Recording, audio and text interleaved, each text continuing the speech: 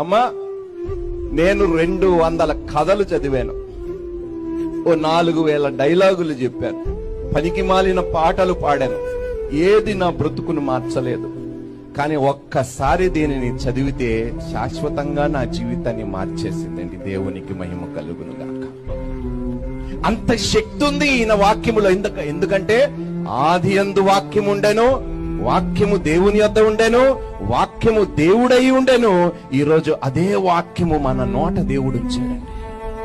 అది పలకమంటున్నాడు దేవుడు. నువ్వు నోరు బాగుగా తెరువు, నేను దానినే. మనం దేనికోసం తెరుతున్నామండి నోర్లు? పనికి మాలిన పనుల కోసం, పనికి మాలిన మాటల కోసం. కానీ జీవము కలిగిన మాటలు పలకండి క్రైస్తవులారా.